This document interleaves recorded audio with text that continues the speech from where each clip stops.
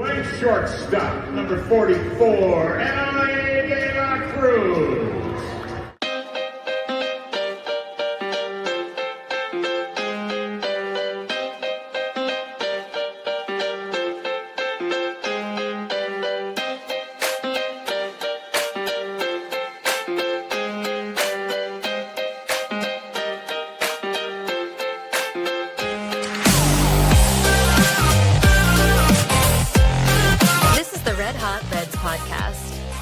Here are your hosts, Ricky Logan and Roger Straz. Welcome to the Red Hot Reds podcast. I'm Roger, that's Ricky. It is Wednesday at 8 p.m. and we are live. It is, unfortunately, the end of the season episode where we're going to recap everything that we want to cover in terms of, what went well, what went bad, what could have been, what should have been. We're a week removed from, unfortunately, the last loss of the season against the Dodgers, getting swept 2-0. And just quick take on that is like Dodgers are up 2-0 and looking to sweep the Phillies tonight. So, I mean, if the Dodgers go to the World Series, I feel a little bit better that the Reds didn't necessarily put up – I mean, they put up somewhat of a fight. I mean, not necessarily – they didn't shock the world by taking a game from the Dodgers, but they definitely didn't go down – quietly, at least like they did in 2020. So other than that, we'll be covering also our awards of the season, minor league awards, all sorts of stuff. So Ricky, we're a week removed from the season officially being done for the Redlegs. How are you feeling? I'm about to play taps again on here. I feel sad. I mean, you get put up against the Dodgers. I didn't really expect anything less. You always have that glimmer of hope that you get in. You never know what's going to happen, but yeah. Now we just gotta wait and see what this is. This is a huge off season. This might be the most important off season we've had since probably 2010, 2011, going into that direction. Just 2010, you won the division for the first time since 95, and 2011 was a letdown, and then 2012 you go out and have the best season in recent memory, and we haven't been the same team since that year. So we got a lot of stuff to do. We got big decisions on who we keep, who we don't keep, who we sign, who we don't sign, and we're going to be here covering it. For sure. Yeah, it's going to be a massive, massive offseason, like you said. I mean, mostly this year was like we're just happy to be there in the playoffs, sneaking in with 83 wins. Not necessarily a sparkling record. I know we could always throw in that 2006 St. Louis Cardinals World Series winning team had only 83 wins on the year and ended up winning it all. So there's that, but I mean, the Reds were kind of just happy to be there. They were really outmatched by the Dodgers in the two games, at least starting pitching wise. Like, unfortunately, our guys did not come to pitch, and our all-star didn't get a chance to pitch either. So we can get even into that Abbott was slated for Game 3 was an if necessary start, and it was not necessary because the Dodgers outpitched us with Zach Littell and who is the other Dodgers guy? Not Zach Littell, Blake Snell. Sorry, yeah, Blake Snell on Game 1, and then who they follow up with the second one? I don't even know who's Yamamoto. Yamamoto, yeah, he had a really good start too. So they were outmatched in the pitching. The area that the Reds had to be the better team at, because they're obviously not the better offense. You could see that how many rally killers that the Dodgers hit over the two games. They just crushed it. It was kind of crazy, to be honest with you, especially Ohtani going deep the first at bat at the bottom of the first, and you're like, oh crap. You knew something was there. Yeah. So at least we didn't have to face Ohtani pitching, because he's actually, he's been killing it too when he had Game 1 against the Phillies. So yeah, I wouldn't want to be like anybody playing the Dodgers right now, even if you're the Brewers, and the Brewers seem to be, possibly going to move on to the AL or NLCS as well. So we'll see. The biggest thing is for me is that because they were, happy to be there, that 2026 cannot be a season where they are out of playoff contention. They have to be right there in the NL Central, either pushing the Brewers and the Cubs for the division lead, or they're in a solid playoff wild card spot, like majority of the year, or you know what I mean, like when it matters, right? Yeah. This can't be a situation where the 2023 season was great. A lot of takes out there about that the 2023 team was ahead of schedule, winning 12 games, winning 20 more games than they did in 2022. And then basically 2024, they regressed back to the mean. They won less games, one-run games. This year they were 500, I think, in one-run games, 21 and 21, I believe. But I'd like to think next year their extra innings stats are going to be a lot better. I think they're like 3 and 12 in extra innings, which is like Putrid. It's pretty putrid, especially because they have like no ability to get the runner over and or get him in type of situation. Obviously, they could have remedied that with a extra innings win against the Pirates that could have made the season a lot less stressful toward the end. But obviously, we still got in 83 wins. I think the mantra has to be 90 wins next year. Like, that's the goal. Like 90 wins puts you in a solid playoff position. If the division's bad, it could be a division winning 90 wins. I don't think anything less should be expected of this ball club unless they just completely have a terrible offseason, a little fart of an offseason that doesn't produce any results. But even so, the guys that were struggling this year, like McLean and Ellie for that month, if they have better seasons, I don't think 90 wins is that crazy. Yeah, and I think the true wild card for next year is Christian Encarnacion Strand. What happens with him? Does he finally figure it out to where he doesn't chase? Because he's, you can make a living in your minor league career, college career chasing, and then because pitchers are amateurs basically. They got to find the strike zone eventually too, and then they're going to throw you a strike and you're going to crush it. When you get into the majors, guys, command the zone, locate all of their pitches, and you're expecting a fastball up and in, and then the next thing you got a curveball at your feet. You can't swing at it, and I think he's the biggest wild card because he does have the potential to hit 30, 35 home runs, kind of like a Kyle Schwarber light. I think. I don't think he's quite Schwarber, but he's got the potential to be up there. He could. I mean, if he figures it out, he could probably hit 40. But yeah, Matt McLean. I don't think he's going to be as bad next year as he was this year. I don't think. I just think this year was just a mental wash for him. Ellie, they got to give him days off. You can't run this guy out there every day. I know he wants to play every day. Every player wants to play every day, but physically, you can't. And to be at your best, you need to have some rest. Like, you're never going to be 100% at the end of the season, but the closer you can be to that is best. So, I mean, maybe you don't play 162, maybe you play 155. You get a couple days off sprinkled in here and there. And how does Hunter Green react to kind of sort of getting shelled in his playoff debut? How does he come back next year? Does he come back strong because he's had 2 back-to-back incredible seasons? And, you kind of expect nothing less, but, there's also a chance of some regression mentally, but he's also 25 years old and can come out there and be the best pitcher in baseball next year.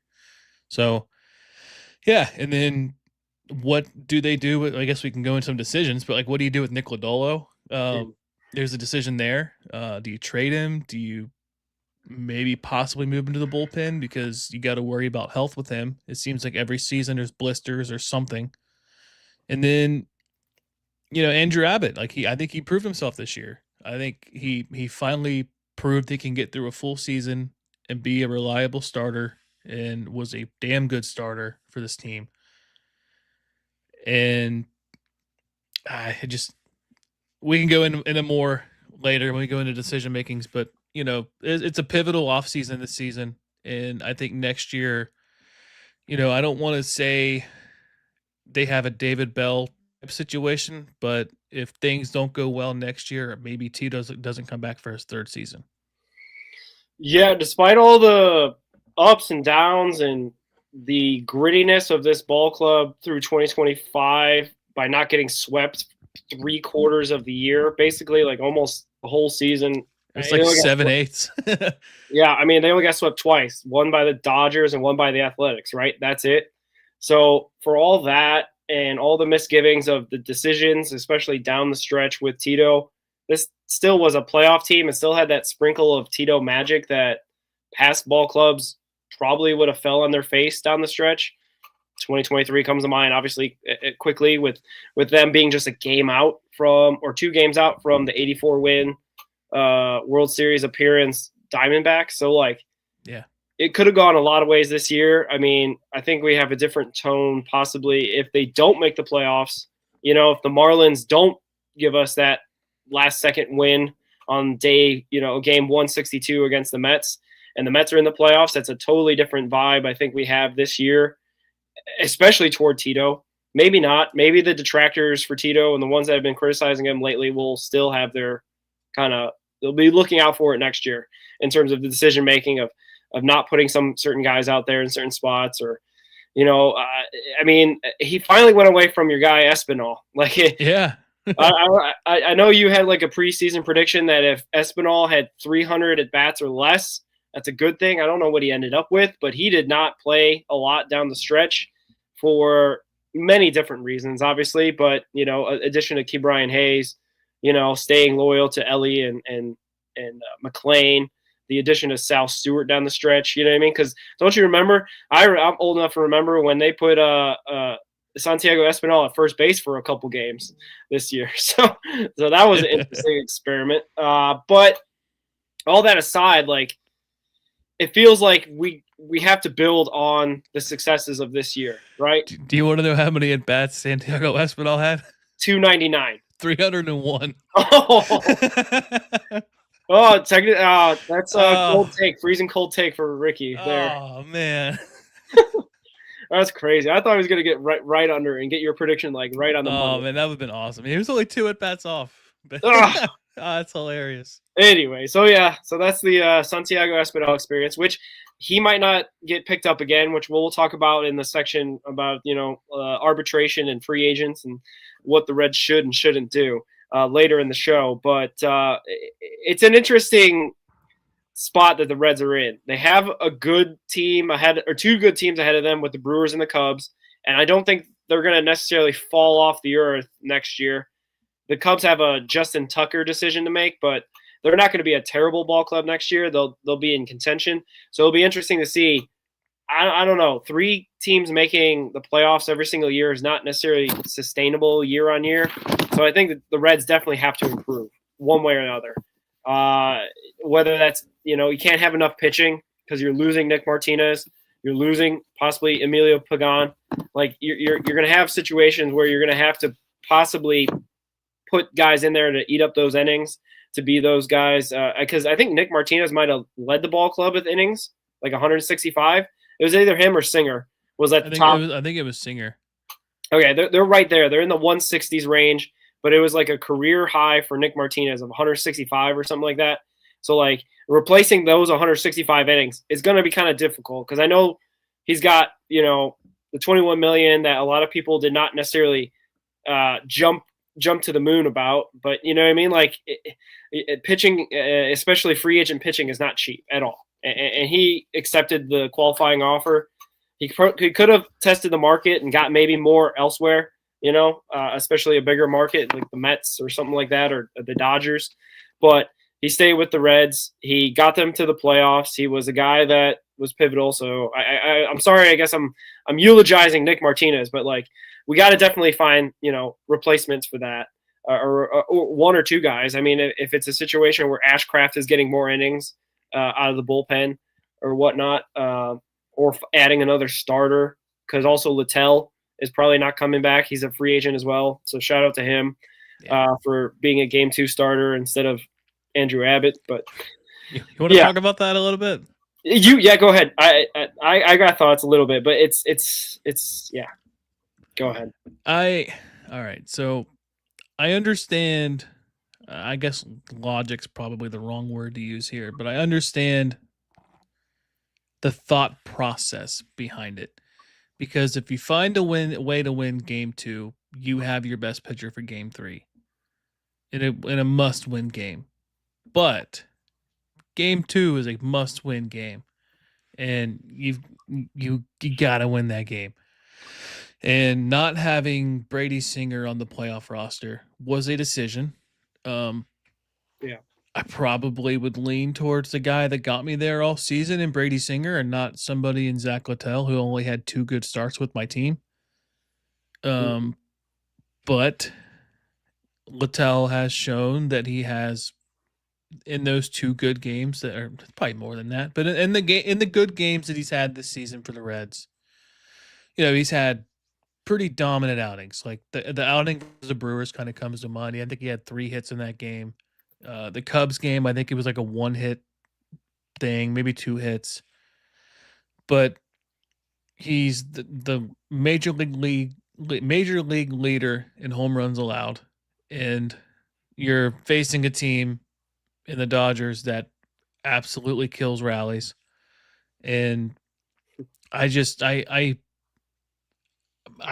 go with somebody else. If you're not going to pitch Abbott game 2, you have to go with somebody else. I just don't know who you go with. I guess the guy who I would have went with wasn't on the playoff roster, and that was a choice. And I that's the one thing I'll question him on, is not having Singer on the playoff roster. Yeah, it is an interesting choice for Littell as well, because I'm looking at his game log. The last 3 starts that he made, he only went at most 5 2/3 innings, and in the one that he went 5 2/3 innings, he gave up 4 runs, and it looks like a couple home runs. So it's like a situation where, like, he wasn't on fire going into the playoffs either. So it's kind of questionable in that respect. Not that Brady Singer was lighting the world on fire. And I get it. Singer pitched versus in the Brewer series, on Sunday, he only pitched 3 innings. Maybe he could go out there on a couple days. That would have been 3 days rest? Yeah. Maybe you get him out there and he throws 3 more innings, and then you can bring in Littell. Be like a use Singer as an opener, and then. But yeah, I don't know. They had no problem putting Lodolo back out there in 3 days, and he came out of the bullpen in Milwaukee on Sunday. Yeah, and it could have done the same thing. My thought process was this: even if they are saying that Littell's got the rest to go out there to be the starter, to go 5+ innings, 6+ innings, that's the best case scenario, obviously, that they're hoping for. But if he gets into trouble, why not have Abbott ready as well, like they had with Lodolo? I'd rather have a fresher Abbott who pitched on Saturday as opposed to Sunday, right? And he comes in and he does the Lodolo, Nick Martinez long reliever role to bridge the bullpen, and Abbott could be that guy. You know what I mean? And it's because if you don't win game 2, Abbott's not going to be there in game 3, right? So it doesn't matter if he pitches, like 3 innings on a game that you win. Okay, then you just got, hopefully Nick Martinez could pitch like game in the roster. Chase Burns can just be like an opener / starter for game 3, right? With his young arm. So like having Abbott shelved is a big kind of no-no. I kind of, in my mind, associate this with kind of like soccer penalty kicks. A lot of thought process goes into like the order of the soccer penalty kick taker. And usually you want kind of your best guy to go toward the end. But there's scenarios that if you put your soccer kicker at 5 and it's the best of 5 kicks and the other team already has made enough kicks that they already won, the 5th guy doesn't even get to go. Right. And that's what they did to Andrew Abbott. They basically made him irrelevant and didn't even have a chance to help this team win, even if that's coming out of the bullpen like Lodolo did on Sunday in game 162. That's the only thing I have a gripe with. You don't have to start, Abbott because he pitched on Saturday, but you sure as hell should tell him, like, hey, be ready to pitch if Zach Littell gets in trouble. And he pitched, like 4 innings? It wasn't perfect. I think he ended up giving 2-3 runs, but it wasn't great. But you could tell that he wasn't going to go 6 innings. So they got him out of there. That's when you bring in Abbott. That's when you get him to go 3 or 4 innings. And now you're getting to the back of your bullpen. And hopefully you're in there with, some sort of range within 2 or 3 runs, so you can at least feel like you can win game 2. But it never felt like that for me. Yeah, I agree. It's just disappointing because I feel like this team had pitching depth, but it didn't show in the playoffs. Yeah, and putting Singer not on the roster is part of that depth. I know that, like you said, it kind of shows that he pitched on Sunday. It's kind of like how Tito said. He had that comment when they went to Milwaukee. He said, basically, if you're packing 3 pairs of underwear, then you have no faith that we're going to make the playoffs. He wants to bring guys that got 10 pairs of underwear because then they know that they're going to Los Angeles to play the playoffs. It's kind of what they did to Brady Singer. Is like they don't have faith that Brady Singer is going to be a part of this playoff experience because they don't think they're getting out of game 1, 2, or 3, and then beyond that, right? Like they're not thinking they're going to make it to play against Philadelphia. So to me, that's short-sightedness in terms of like obviously you want maybe a reliever, potentially like Ashcraft or who else? Suter, I guess. No, Suter didn't make the roster, did he? I can't remember. Suter pitched game 1, I believe. I understand he's the only lefty on the major league roster, but nah. You got Lodolo for basically that lefty role now, and Abbott could have been again a lefty role out of the pen.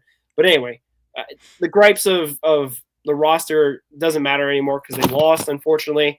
I guess most taking away also from that series is, my goodness, doesn't it help to have a little bit of power? You don't have to have the Dodgers power. You don't have to have the Phillies power. You don't have to have the Yankees power. You just have to have a little bit because then you don't look like you're so overmatched. That's what I took away from the 2 games as well.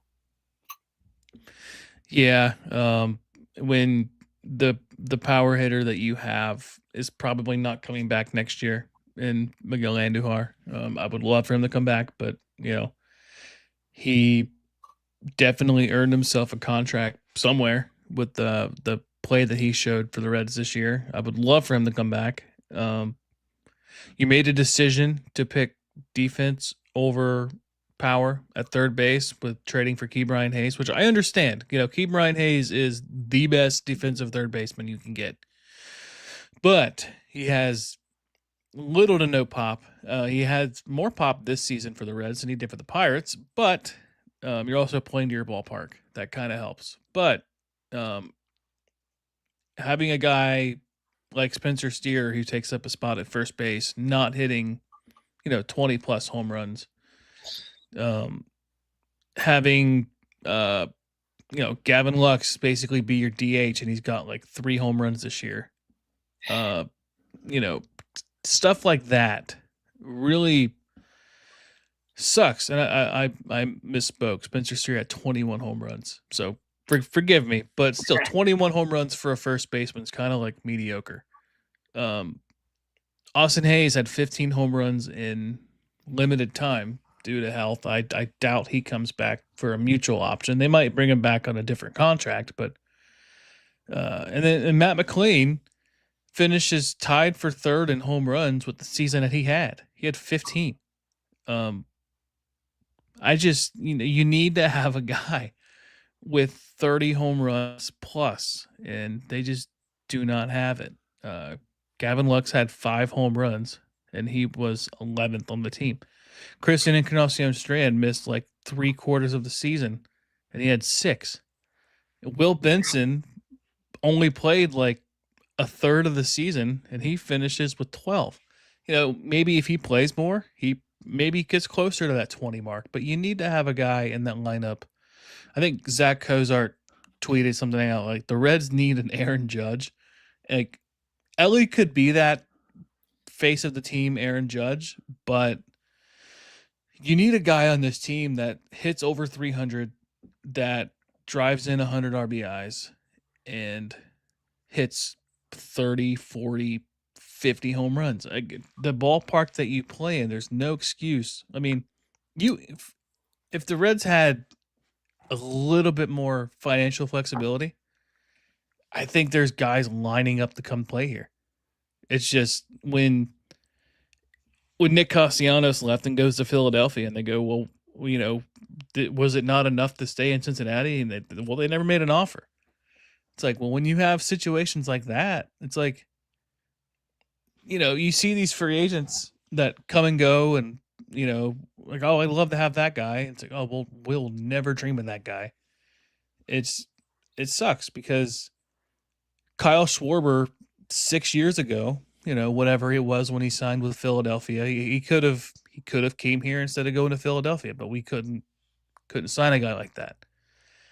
You trade Eugenio Suarez in the first year of his contract extension, basically, and based off of one bad season, and then he goes out and has a rebound year for the next 4 years. And we're not paying for the contract technically, but he's on our contract.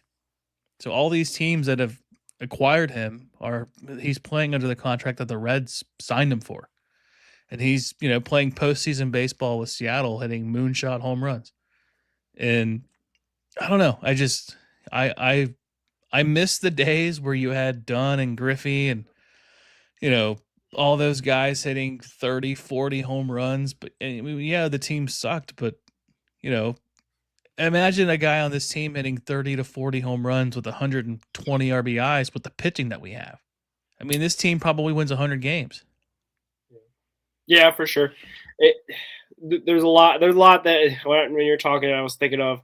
The one thing actually I was thinking of first that's a funny little tidbit is that Giancarlo Stanton got traded from the Marlins, and we got to shout out the Marlins all the time, obviously, for this show. Yes, that's my shirt that I was wearing. That Miami shirt was a Giancarlo Stanton Miami shirt. I think it was 2018, 2017, whatever it was that he got traded to the Yankees. But he got that extension from the Marlins. They traded him basically to get him off the books because it's such a big extension. But the Marlins still pay like $2 million of every single year of his contract for some reason. So he's still on the books. So there's I have to look deep. There may be a little bit of like, Gino Suarez on the books somewhere, possibly. Kind of like how we had Griffey have his, extension in 2000, kind of keep going into 2024. But that's besides the point. The biggest thing I was thinking is you talk about the ballpark, talk about basically the situation. You play 81 games in a ballpark that's notorious for hitting home runs, and we saw the Blue Jays do that. I saw the Cubs do that back in the Memorial Day weekend where they just killed us with home runs. It's the coaching staff, though. The players would do it. Remember the famous quote from Sal Stewart that he had a miss hit on his home run? That's basically the philosophy. And this is why I'm segueing into this coaching point. They're bringing all the coaches back. Velika, obviously bench coach, what's his name? He's always there. I think he'll be there forever. Benavidez. Freddie Benavidez will be there. Brad Mills. Yeah. And, Meter and Crawl and all them, basically with the, vote of confidence to say that this is the staff. This is the staff that got us to the playoffs, doing that whole, kind of, verbal trick of like, this is what we have. And we believe in this staff. They got us these 83 wins. We're going to run it back. But it's just so ridiculous. Their small mindset or small ball mindset of like, get the runner over.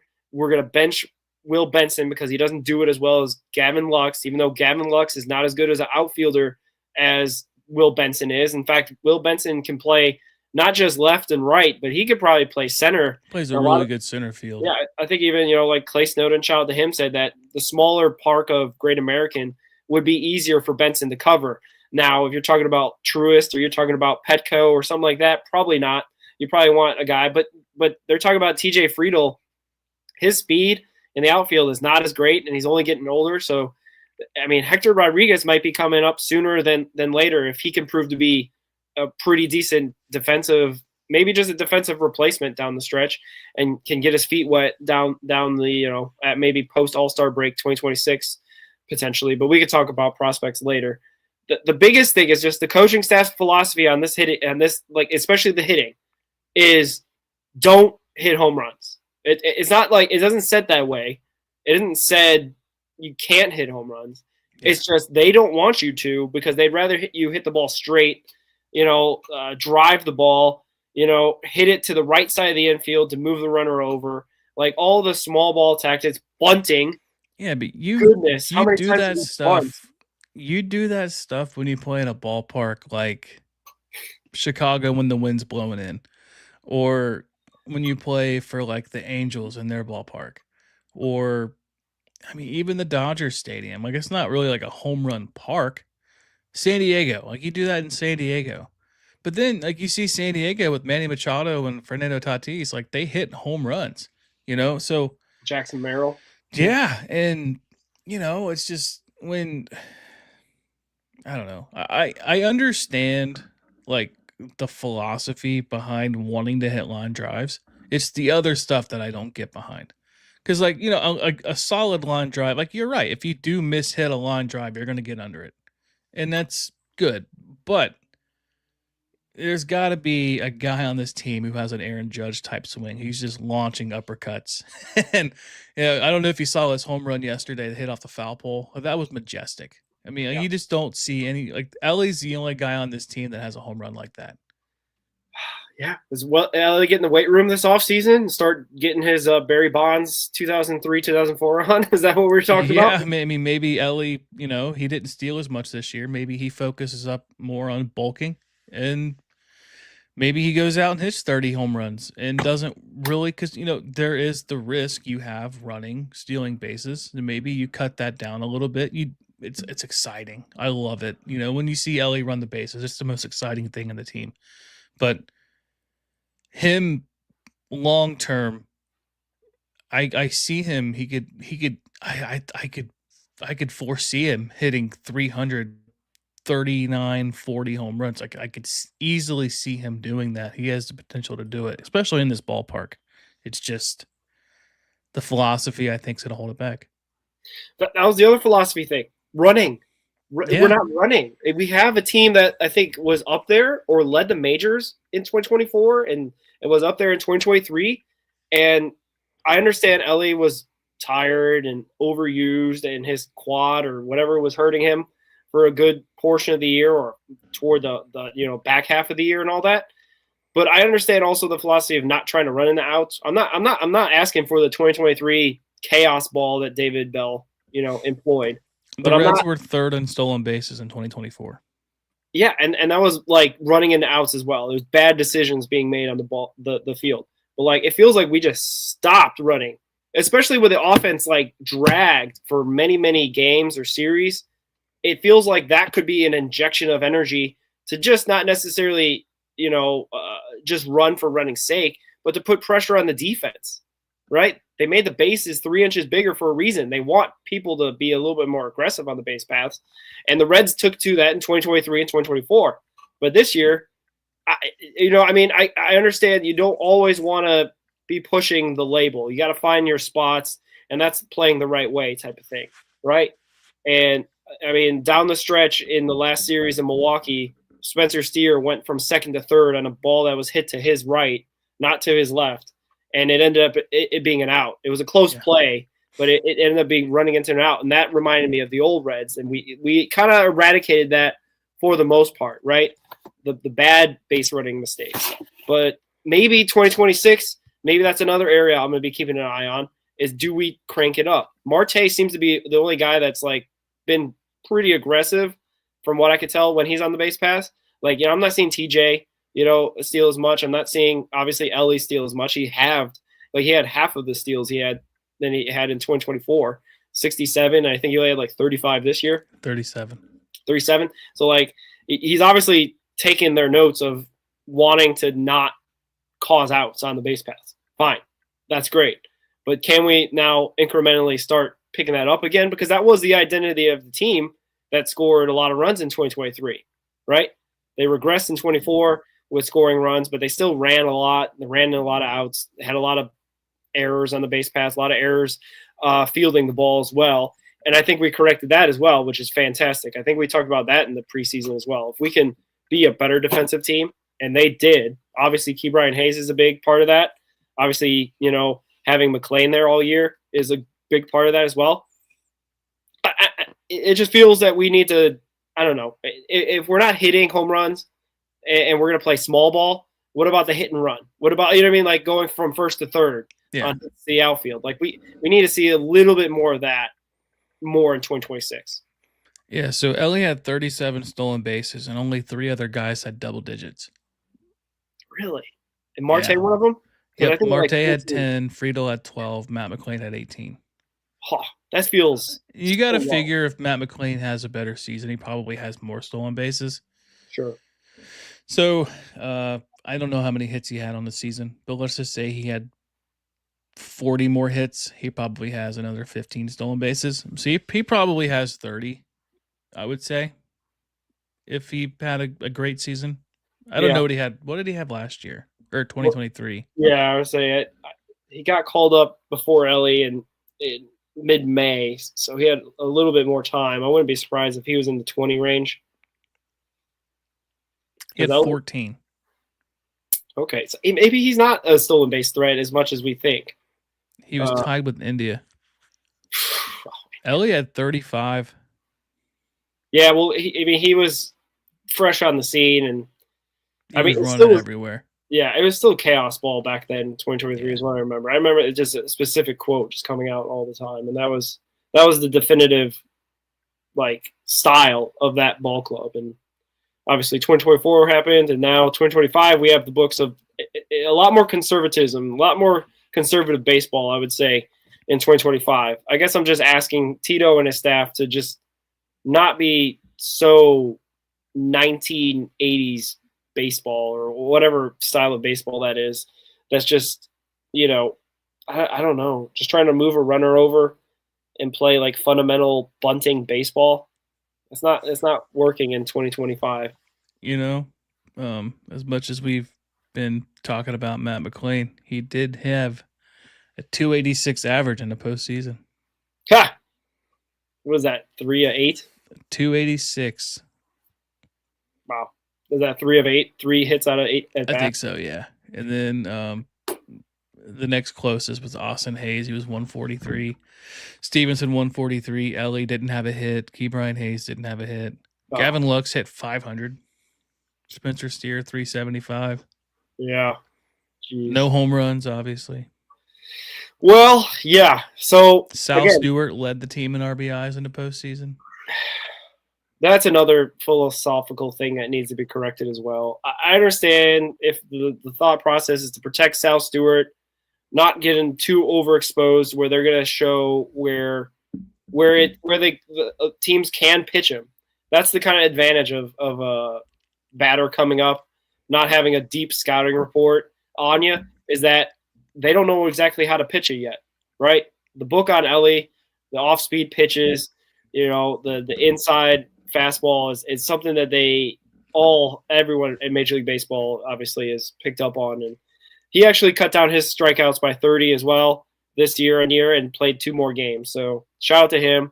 Can't wait till he does it again. And the haters are still out there talking about how he strikes out too much when they obviously aren't watching baseball that everyone strikes out. He was on pace to strike out far less than he did. And I think he started pressing later in the August, season. especially, yeah. Yeah. So I think if he hadn't had, the terrible month and a half that he had, I think he cuts that down by close to 40 or 50, 60 strikeouts. Yeah, so the 2026 goal of Ellie is to get maybe 1 or 2 or 3 days rest and not have one bad month, especially August. August is not necessarily a great month to have kind of a stretch where you're not playing well. And the whole team obviously only went 12 and 15 that month as well. So the 2026 Reds are going to have to be much better in August because if you remember, Ricky, the September 2026 schedule has one non-playoff team that we're playing, and that's the Atlanta Braves, and they're going to be better, obviously. And they're probably going to be a playoff team next year. So we're talking about the Dodgers, the Brewers, the Cubs. Who else is another one that they're playing? That it's just all playoff teams, and it's the Dodgers twice, like the Brewers twice, the Cubs twice, and then Toronto. And they finished the season in Toronto. Of course. So basically, if they don't clinch, possibly World Series champion in 2025, Toronto Blue Jays. So maybe they'll have a down year because they'll be so tired from playing, 200. Maybe. Maybe they trade Vladdy because they got their World Series and they can't afford his contract. Yeah, trade him to Cincinnati. Yes, please. Happily. But anyway, I'll start my GoFundMe for that. Blank check. Yeah. As you put there. Any other thoughts about these 2025 Red Legs before we put them to rest and move on and talk about some other topics? No, that's That's all I got on that. Happy that we got to the playoffs. Not necessarily happy with the results because the Dodgers just it outmatched us. I guess also a goal for 2026, home playoff games. Home playoff games. Whether that means you win the division, right? Or you end up like a top seed of You got to have the 1 or the 2 wild card. You can't Yeah. have the third. Yeah. If you're the last one to get in, obviously that's you're the last one to get in. It's going to be a kind of a road warrior mentality. But if we get the top seed of the wild card, that's the goal. Home playoff games, minimum 2 playoff games. And then I think we can like say that there's been an improvement at least in that respect. So Yeah, that's you wanna go through. I can read through our team leaders before we get to our next thing. sure. So batting average leader for 2025 was Gavin Lux. He had Really? 269. Jeez. Ellie was second, 264. Home runs, Ellie 22 home runs. Spencer Steer 21. RBIs, Ellie 86. Spencer Steer 75. Run scored, Ellie 102. The next closest was 82. Wow. Hits, Ellie 166. Doubles, Ellie 31. Triples, Ellie 7. Games played. Oh, come on. Games played. Ellie 162. Yeah. I don't know why this is like freezing up on me. I don't know if And anybody else. then- I don't think anybody else got 162 because everyone else had injuries. and TJ whatnot. Friedel had 152. Matt Wow. McClain played in Second. 147. Walks, funny enough, TJ Friedel leads, but Ellie was second with 67. Okay. And then strikeouts, Ellie had 181. Matt McClain had 167. And then we'll go to pitching. Your wins leader for the year. Abbott had 10. No, Yeah. Singer had 14 or something like that. Like 14 and 12. Yeah, Brady Singer had 14. Nick Martinez had 11. Andrew Abbott had 10. Losses, I guess that's not really a one you want to lead in, but Nick Martinez had 14 losses. Really? ERA for qualified, so technically Hunter Green doesn't qualify. Wow. Andrew Abbott 287. Second was 403 Brady Singer. Huh. And then complete games, we actually had some of those this year. We had Nick Lodolo had 2, Andrew Abbott had 1, Hunter Green had 1, and then we had 3 shutouts. Andrew Abbott, Hunter Green, Nick Lodolo. I believe we're the only team in Major League Baseball that had 3 shutouts. Yeah, we led baseball in shutouts, and I think complete games. Really? I'll double check that. That makes sense. I mean, complete games are becoming rarer and rarer. Let alone, I mean, you got the the bullpen no hitters. You're not seeing those as much anymore. You know that? It felt like a couple years back there was like at least 1 or 2 a year where the bullpen would put together a no hitter. Yeah, so the Reds had the most complete games. They had 4. Okay, all right. Astros had 3. Boston had 2. Cleveland had 2. Okay, And then I guess we'll go into the final. Your innings leader was I just lost it. either Singer or Martinez. It was Singer. Okay. But I want to get his numbers. Why it keeps taking me to postseason? Stop it. Yeah, we don't want to see those stats. 169.2 from Brady Singer. Andrew Abbott had 166.1. Okay, Nick Martinez had 165.2. Nick Lodolo had 156. And Hunter Green had 107. 100. Dang, that should be 100. I guess one last thought at 2025 or 2026. Hunter, 180 innings. Let's just put it out there. Top 3 Cy Young candidate. Healthy. How about 1 IL stint? Let's just have him IL stint right around the All-Star break, and then he comes right back and boom, right to finish the season. Like Yes. we need that out of Hunter. I know you can't control injuries. You can't control exactly what's going to happen in a given season, but he's had these like partial seasons the last 2 years. Great seasons, obviously, ace type stuff, but nothing to launch him into the unfortunate Skeens, Christopher Sanchez, you know what I mean? Like the Chris Sale of last year type category. Yeah. Still not getting that recognition.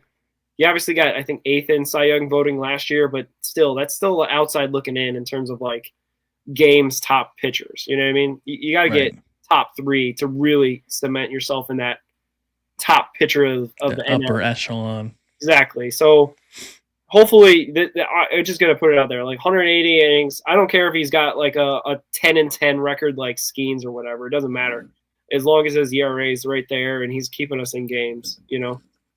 Yeah. All right, now we can move on. So that's the 2025 season. We're done with that. But we will highlight what we consider our awards for the 2025 season. Unfortunately, it seems like Hunter's going to get, you know, the short end of the stick in terms of pitcher of the year for the Reds organization. I mean, we can already see that come in. Last year it was Nick Martinez, even though Hunter was getting Cy Young votes. Unfortunately, Hunter as well had less of an impact, I would say, on this season. Even though that when he was in, you know, on the team, he did have great impact, just not over 162.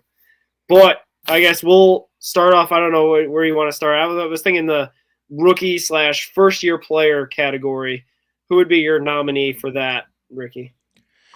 So I guess if we're going to count first year player being, you know, first year with a team, not being necessarily a rookie, I'm going to go with Miguel Andujar.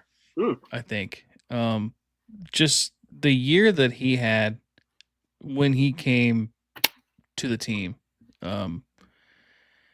He comes here, trade deadline. He plays in 34 games, hits 359 on base at 400, 544 slug. That on base percentage is really surprising me. 400. I did not expect that. And then, you know, he comes in, has I think 4 rally killers. He had 6 with the A's before that, and I think he provided a spark that, you know, this team desperately needed. It sucks that he had that quad injury for a little bit, or hamstring, whatever it was. That kind of took him out of the lineup for a week or so, but yeah, I think as far as first year with the team, he's my pick for the year. Yeah, we were talking about pre-show. Basically, the rookies that we can list off. It's Sal Stewart or Chase Burns. Chase Burns and Chase Petty came up, and you know, I don't know. I guess technically couldn't Connor Phillips because he didn't have a full year. He could technically be in that rookie. You know, when we talk about, you know, what's it called? Service time. Yeah. So it could be that, but I think I'm more in the lines of, because I've been thinking about this, is I sent you that text earlier today, is Brady Singer. We are single-handedly winning this trade again with Jonathan India, not only because of the innings eating that you highlighted earlier, 169 innings for Singer, and that I think was low. Like, I think he had 180 last year, right? So yeah, that's kind of low for him. So if he does 180 again next year, I mean, we'll talk about, he's, I think, 1 year left of arbitration, and we'll talk about that in a little bit. But I think he's coming back based on, I think they just like having a guy that's going out there dependable. I don't think he hit the IL once at all. Like that, to me, that's rare for a Cincinnati Reds pitcher.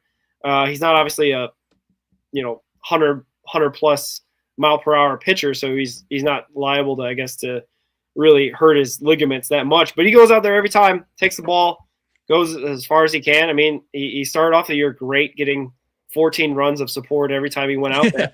I'll tell you, that first start he had, was it versus the Rangers, I think? Yep. That was my first pregame show that day with me and Mike, and we had no idea what to expect out of him. And he goes out there, has 7 innings, like 9 strikeouts, and looked like an ace. I was like, oh boy. And then he goes out the next start and gets like 14 runs of support in Milwaukee. And it was just, man, it was, you know, it's funny. I'm just thinking about that Milwaukee game. I was just messing around betting. I don't bet, right? I'm not a gambler when it comes to sports betting. Yeah. And I saw, I saw like the run line was like just dramatic. Just like I think it was like plus 900 or something stupid. I'll have to go back and find it. But I was like, you know what? I was like, it was when we had lost 3 straight 1-0 games, and it was the next game. I remember. I think I tweeted it. I said, I am hammering the over on 8 runs scored for the Reds. And I remember me and my wife, we were driving to a comedy show, and it was pouring down rain, and we decided, screw it, we're just going to go to Applebee's and go home. And I was at a red light in like Coleraine Township or something, and I had the game on the radio, and I want to say it was either Friedel or Ellie hit a double, and when they scored, it gave us 9 runs, and I was like, yes, because I won like it was like $150 off like a $10 bet. Like it was something stupid, but I was like, I knew it. Like we had to score runs, and it just happened to be on Brady Stinger Day. Oh, of course. Yep, that he had. I think he went like 4-0 his first 4 starts or something like that. But yeah, Singer's my guy. First year, basically doing the thing that he was asked to do. Not necessarily, sparkling stuff, 14-12 record or whatever. So, but we'll take that. Like I said, it's so rare to have a Reds pitcher not go on the IL for like 2 or 3 months, or have blister issues, or have something, right? It's always something. So, shout out to Brady Singer. I was thinking just highlighting the relievers as well. Yeah, I got a couple guys I want to highlight, but like reliever of the year, Ricky, what do you got for that? I think really there's like 2 guys you could really lean on, and then the third one's kind of like, yeah, he earned it. I think Emilio Pagan just hammering down the 9th inning almost every game was huge.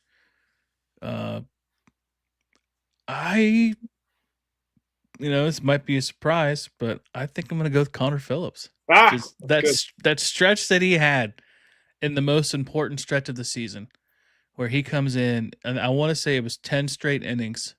It was 8 straight outings, 10 straight innings of no-run baseball. Just, finally figuring it out. And being a fan of his, I couldn't have been more proud just watching him go in and out every game and just going and being lights out. Just, we all know as Reds fans how 2023 went. He had that incredible start.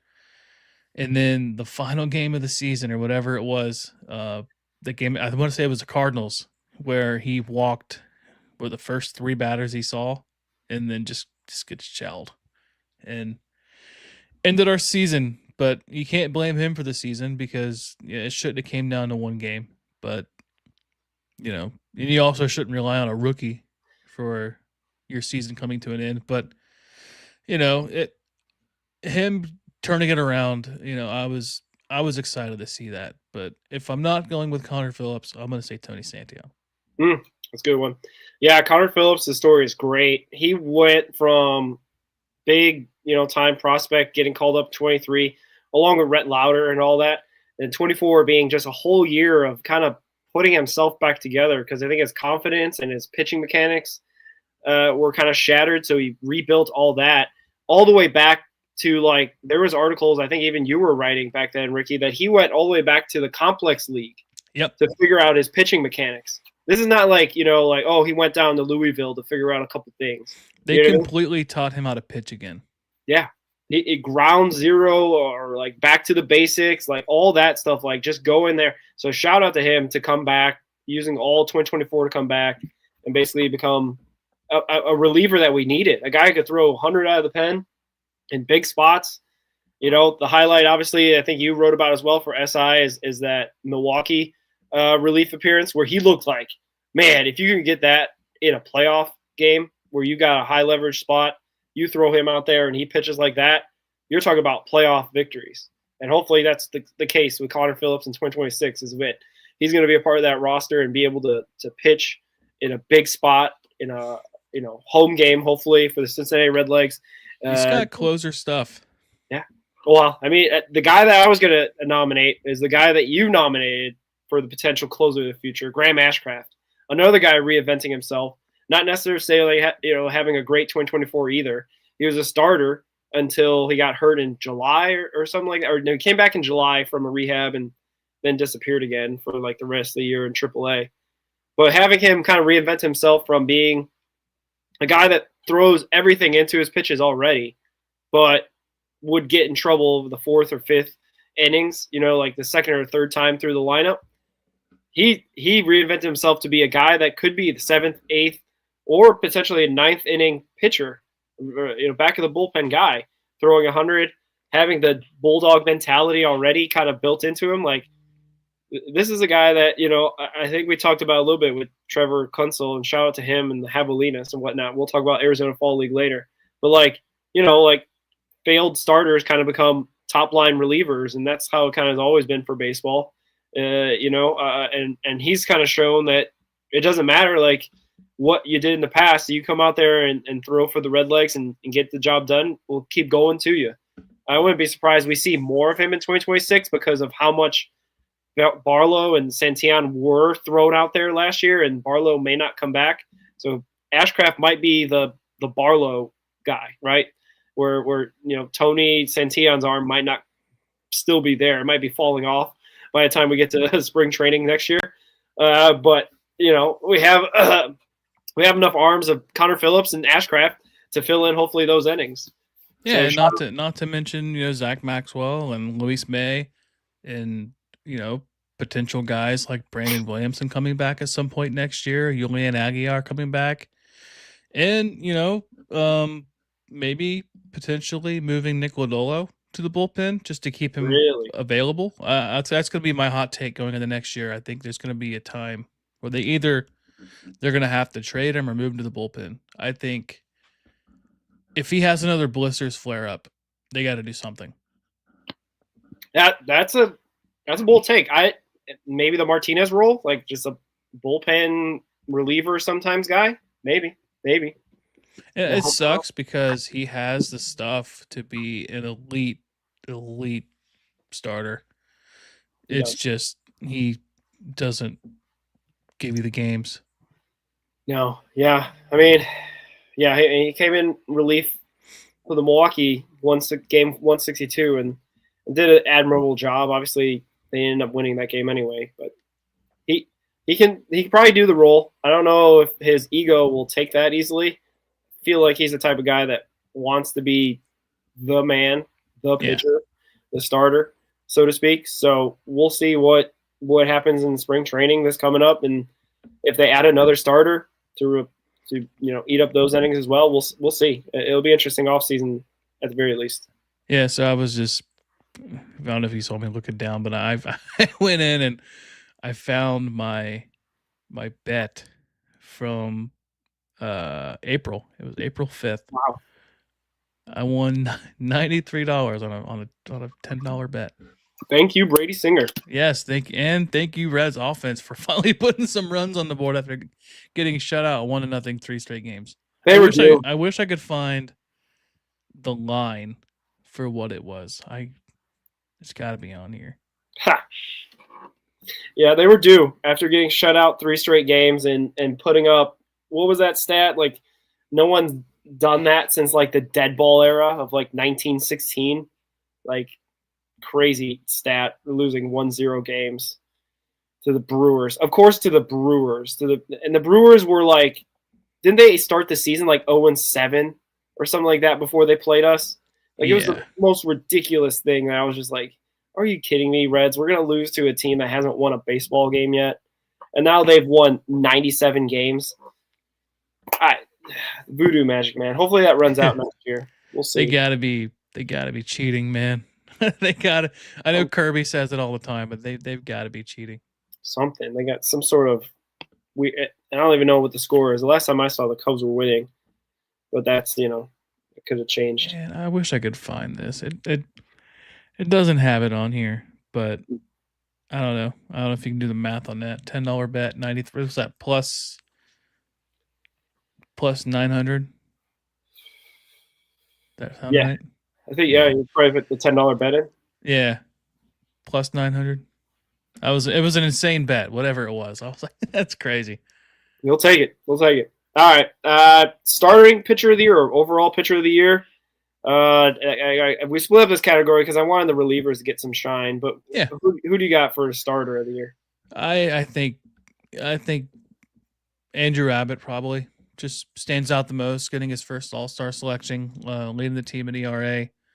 I think finished third in wins with 10, and just showing the ability that he can pitch a full season and not blow up in August and September, and was a win away from getting the pitch in an elimination game and a win or go home.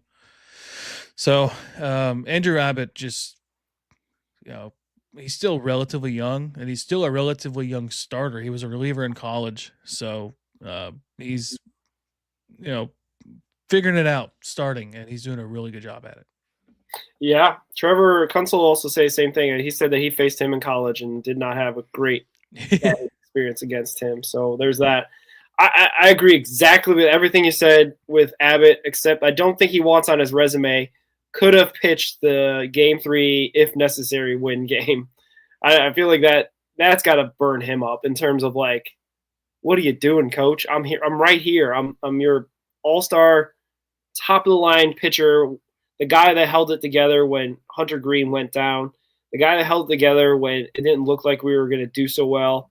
You had the confidence in me to go all 9 innings against the Guardians, that one game where you got the shutout. Like, you gave me the ball in the 9th. Then what's changed since? And that was like May, right? So like, what's changed since then? I would be frustrated if I was him just to say that. But you can't really, obviously change the past at this point. But you want him to be a part of your playoff experience one way or another. He doesn't, like I said, he doesn't have to start, but you gotta get him in there because you don't have tomorrow promised, right? That's the whole. Yeah.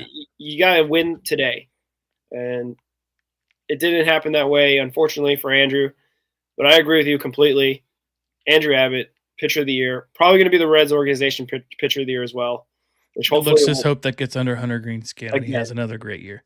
Exactly. Hunter Green is going to spend his whole career losing pitcher of the year to somebody until he goes out, wins a Cy Young, and has to be the pitcher of the year for the Reds. Don't might not be. They might name a closer. Yeah, don't put it past the Reds. Like, you might have a great pitching performance out of who knows. Anyway, Rhett Lauder Luke Hayden.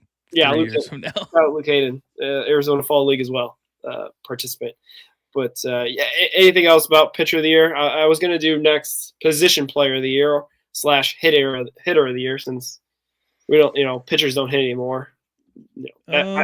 I kind of missed that part of baseball, by the way. I do miss that. I posted a clip of Matt Latos launching a home run into the left field bleachers one time.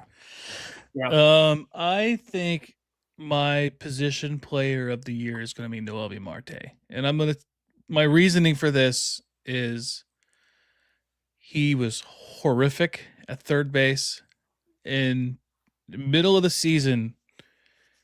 Just on a whim, I guess they decided to move him to right field, and boy, did that pan out.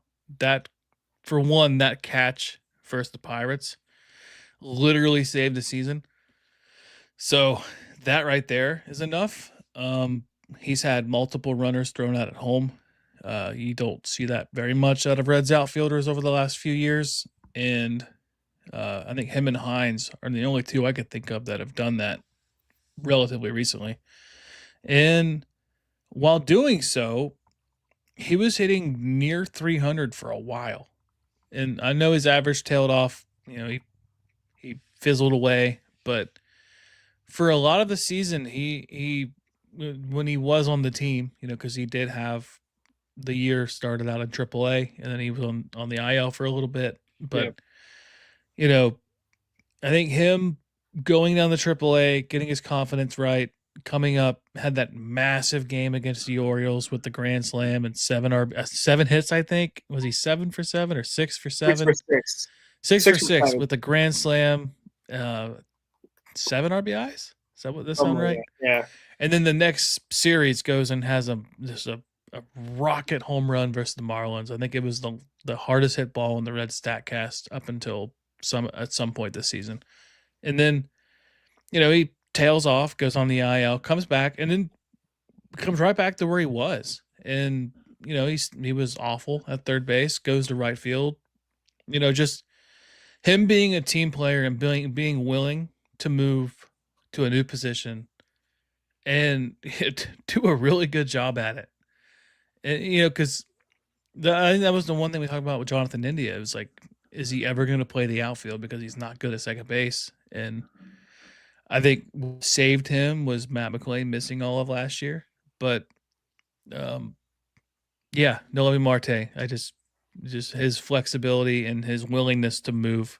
And he's even shown center field, which I think if you gave him a full off season of center field, right field, he could potentially be your center fielder of the future too. He's quick enough.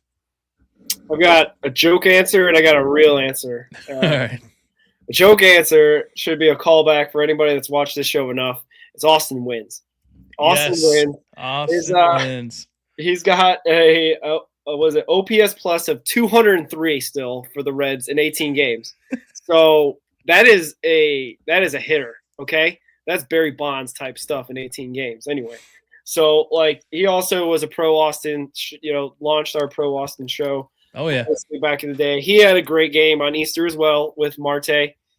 He might have gone 6 for 7 or something. I think he went 7 for 7. He went 7. Okay, so he had the greatest Easter anyone has ever had outside except for Jesus. Jesus, you know what I mean? So, but also he was also an inspiration because unfortunately he had no options to stay in the Reds organization once Tyler Stevenson got completely healthy. But we've been needing a backup catcher to be productive since I don't know forever. Yeah, who is Tucker Barnhart backing up Devin Mesoraco? Yeah, I would say Barnhart and Mesoraco was probably the best 1-2 outside of Stevenson and Trevino now being pretty good, serviceable. But anyway, the point being is that shout out Austin Wins. He had a little bit of run with the Athletics, but it felt like every catcher we ran out did something great. Yeah, at that point. You talking about this year, 2025? Yeah. I mean, Stevenson had a bit of rough stretches, but Trevino was serviceable. I mean, we had very productive catchers this year based on previous years where, shout out Kirk Casale. He's in the Reds org now, but goodness, we had 3 catchers in 2023 with Stevenson, Maile, and Kirk Casale at one point. So we love catchers. Speaking of Kirk Casale, he's joining the Reds front office. Yes, he is a front office guy. I forget, is he a special assistant to Crawl or something like that? I forget. He's assistant to the assistant.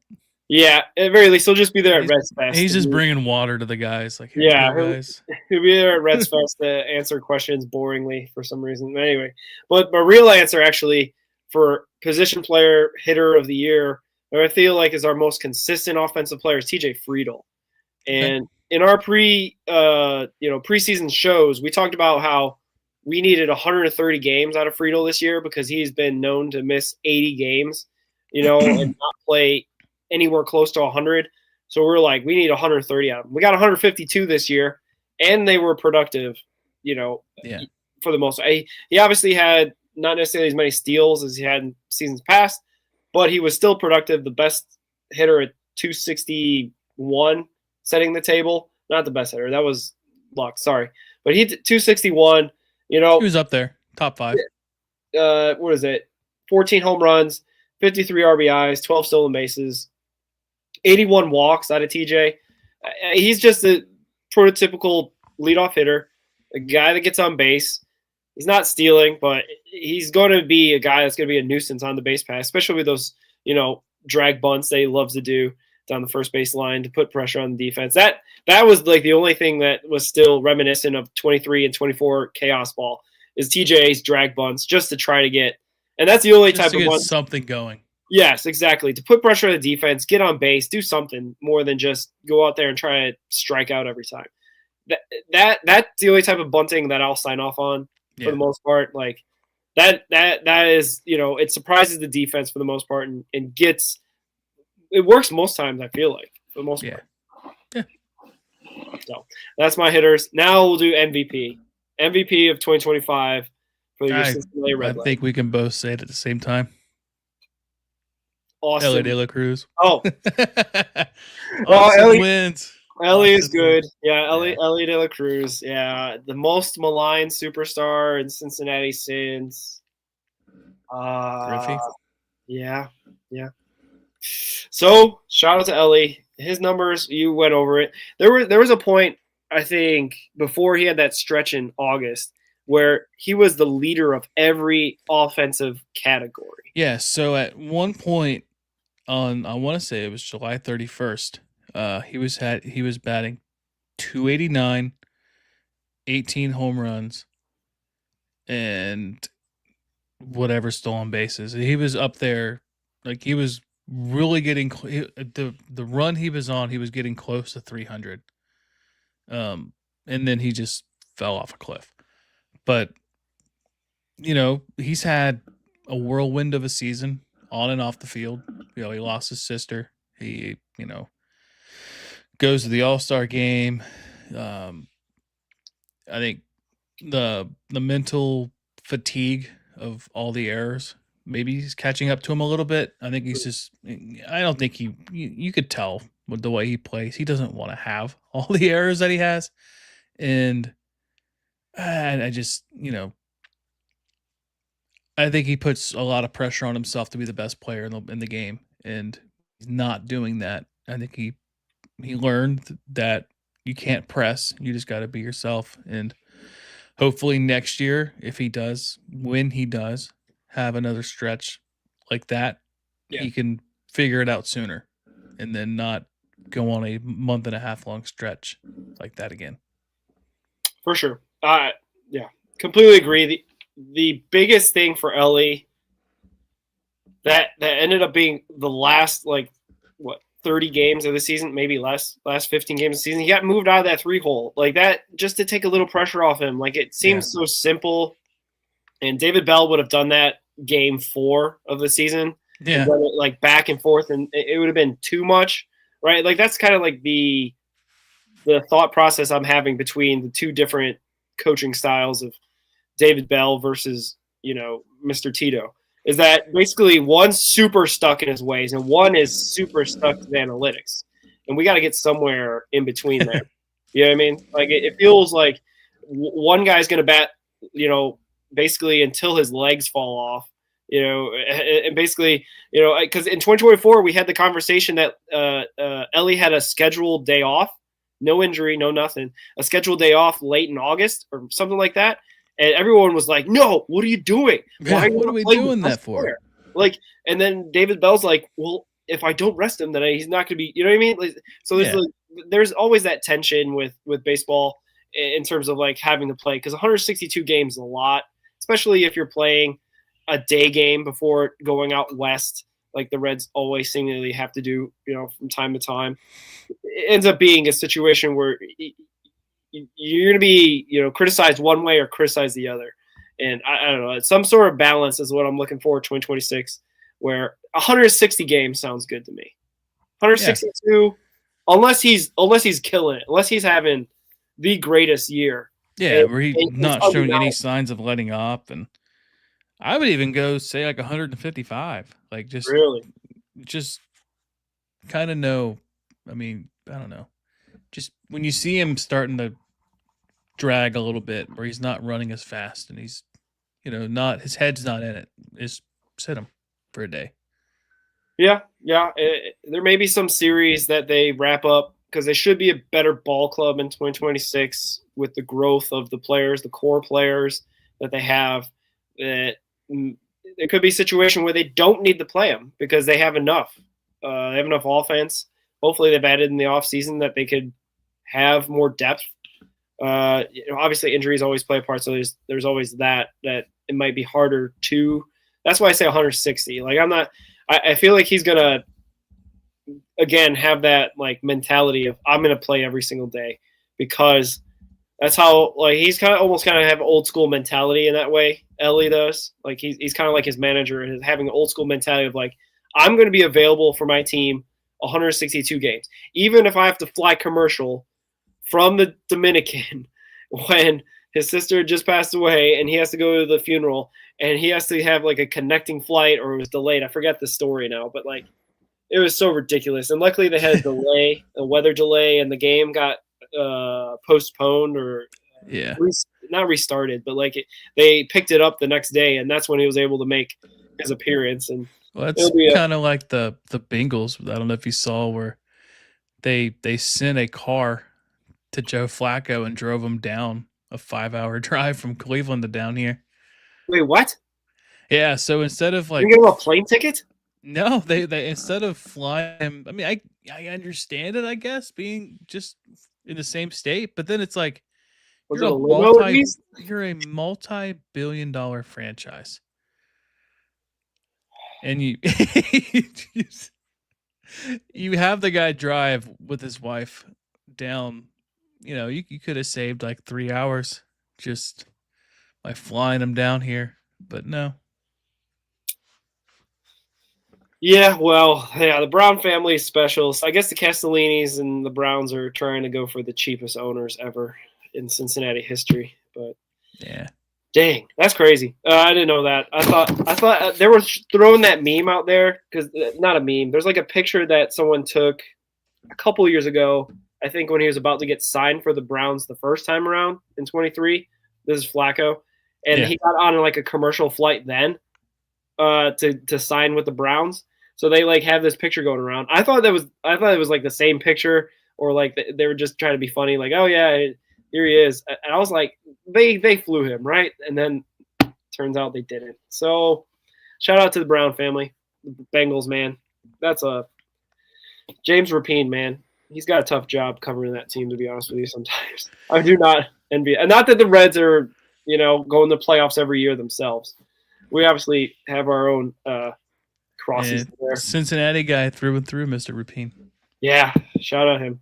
He's good in his stuff. All the podcasts that he had with the Flacco stuff I was listening to, and I was like, yeah, this is crazy, man. 40-year-old guy, a guy that's older than both Ricky and I, is going to go out there to save the Cincinnati Bengals. Whew. Yeah. Maybe that's what the Reds are going to do this offseason. They're going to take a note from the Brown family. They're going to go sign Justin Turner. Yeah. No, who was the guy that Mike wanted? JD Martinez. JD Martinez. Go get JD Martinez off a couch. Gosh. Anyway, moving on. Let's get into our offseason stuff. The way I want to break it down for this one is let's I don't know how quickly or how slow you want to do this, but we got some unrestricted free agent. We got guys with mutual options. We got guys with club options that we can go through, I think, fairly quickly, because I think we know a little bit how the Reds front office will work. Although maybe Kirk Castelli's there to shake it all up. Maybe he's going to have some new, fresh ideas and whatnot. Maybe 4 catchers. I don't know. Crazier stuff has happened to the Redlegs. But here are the guys that are unrestricted free agents. Nick Martinez, Wade Miley, Emilio Pagan, Zach Littell, and Miguel Andujar. What do you think about those guys? Is any of those guys coming back? Any of them possibly coming back? Any of them no chance? So I don't see Littell coming back. Nick Martinez is a wild card to me because it's going to depend on how much he likes pitching here and what offers he gets outside from here. Obviously, you can't qualifying offer him again. If you get the right deal, maybe he comes back. But Emilio Pagan, he might be Emilio gone after this season. I think he's going to earn himself a really good contract from somebody, probably the Dodgers. But yeah, it stinks because he was kind of like the life of the bullpen this year. He had a really good season, had a career high in saves, and kind of revitalized how I felt about him based off last year. I did not think he was a really good pitcher last year, and I did not want him to come back this year. And he changed my mind. The one that I want the most out of all of them guys is Miguel Andujar. Just he's right-handed power off the bench, DH, full-time DH. If you don't go get a big free agent guy, I just Andujar's got to come back, in my opinion. And if you get the right deal for Martinez, he comes back. But I think he's going to get a pretty good offer from somebody. Yeah. Don't the Yankees have a terrible closing situation as well? Luke Weaver. Devin Williams. That was bad. William agrees with you. Miguel Andujar, a dependable bat. Even if he doesn't hit 300 and 400 on base or whatever the stats you had for him, if he's somewhere close to that, and also, as William says, he kills lefties. We do need that. The Reds always, every single season, can't hit lefties for some reason. So, and I'm looking at Spotrac, and Martinez's value, even though he was $21 million this year, they estimate his value is like $14 million. Do you take Martinez back if he's $14 million a year? I don't think so. 35 going in. 36. I think there's more guys in the bullpen that could do that. If Brandon Williamson can be healthy, which I don't know how that situation looks. I think the last time I saw he had a setback. Yeah. So I don't think he's even started throwing yet. But maybe a Julian Aguilar can fit that role where he's coming back from Tommy John. There's not really a spot for him to be a starter per se. But if he could be like that Jacob Junis type guy where he comes in, pitches 2 innings, 3 innings in relief, and then you don't have to worry about throwing Hunter Green 7 innings every game or Andrew Abbott 7 innings every game. Yeah, for sure. Yeah. Yeah, Wade Miley gone. He's going to be 39. Gosh. I mean, maybe they think he's the Joe Flacco. But anyway, gone because he's going to get paid big. Littell gone because he's starting pitching. Yeah, Andujar, they say that he's market value $6 million. I'll take that.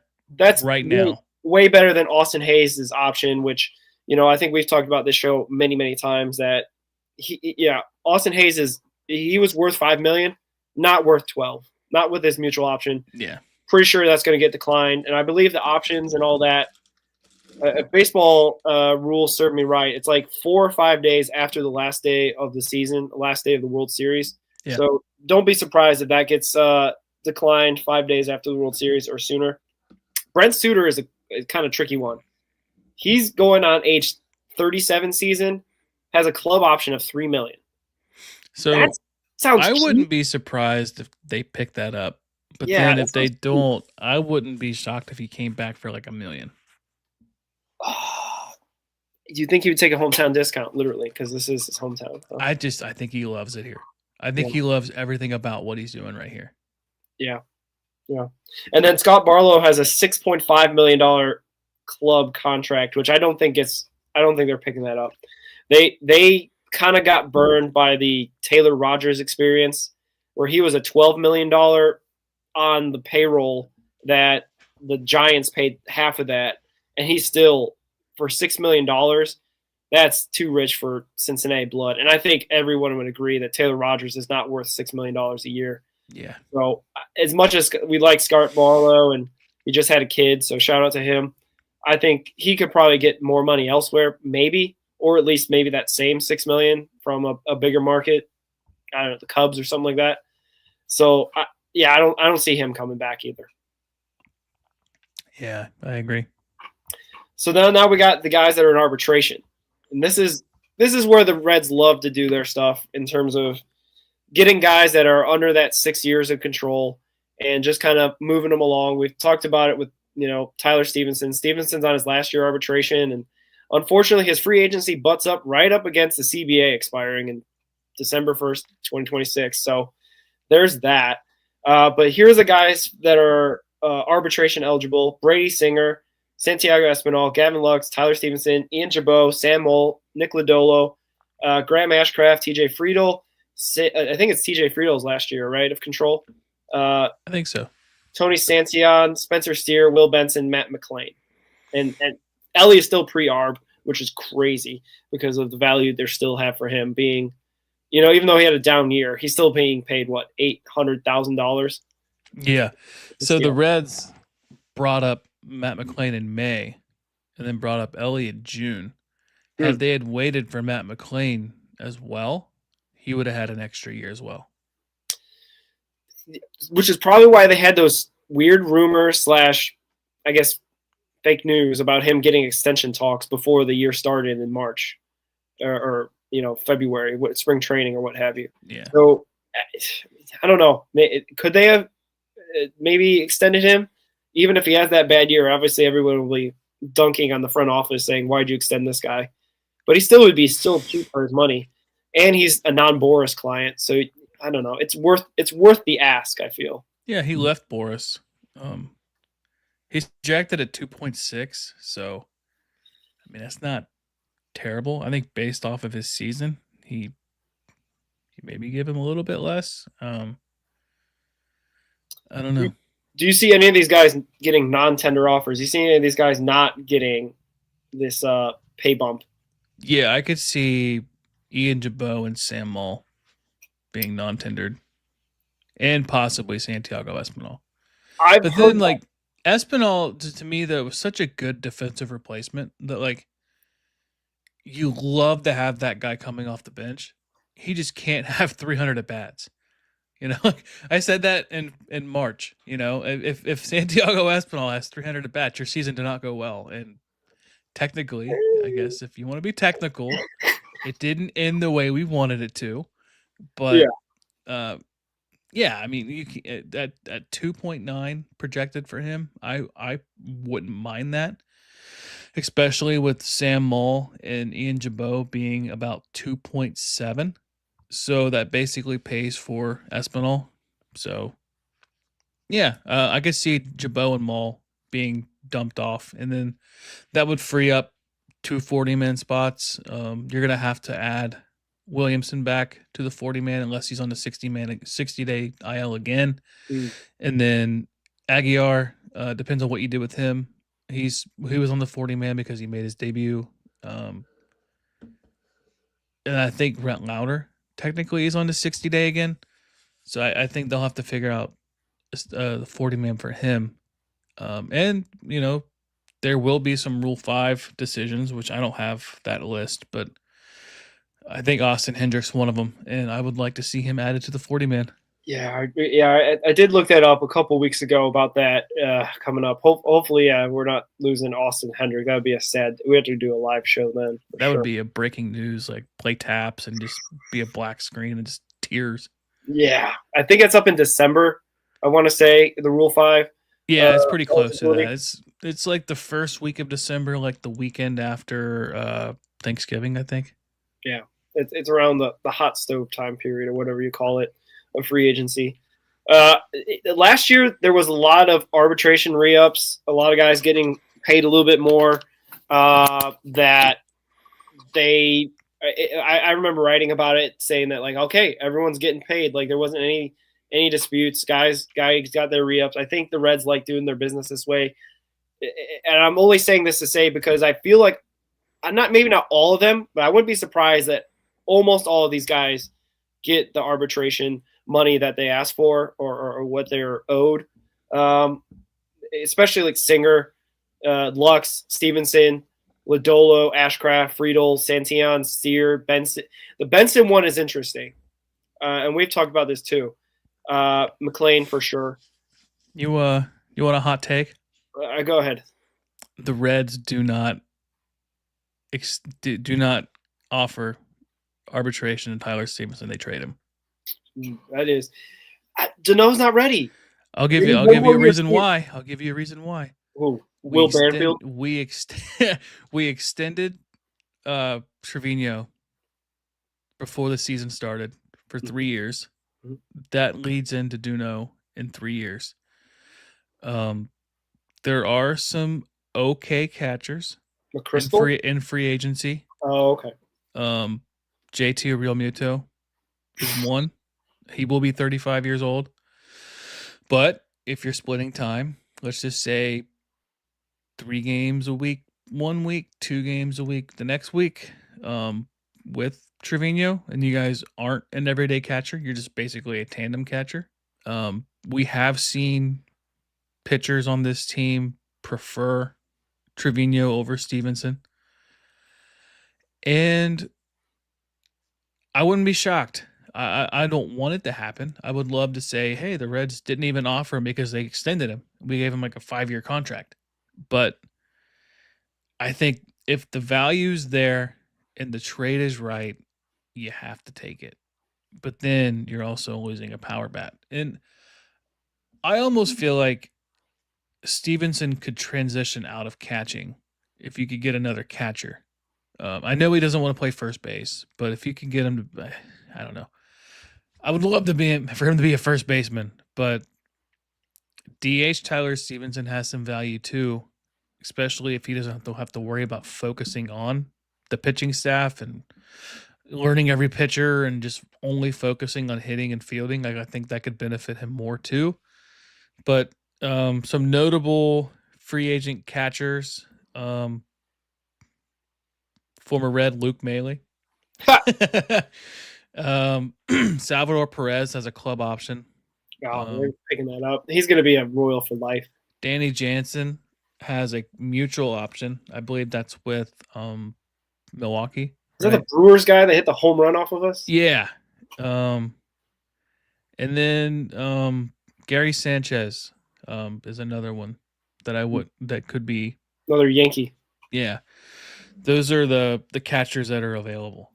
So I wouldn't be, I'm not saying like crystal ball. Like I think what makes the most sense is they will offer Taylor the exact amount of arbitration that gets it done and he comes back. But you know, if you could get a trade, let's just say Stevenson and I don't know, a prospect can get you a really, really good player, outfielder, first baseman, something. I see you strike. Maybe. It's interesting. I'm not sure exactly. I think, especially the catchers you listed are what, 32, 35, 33. That's a lot of mileage. That's a lot of mileage on the leg, especially Real Muto, who plays every day. There is not a catcher in free agency under 32.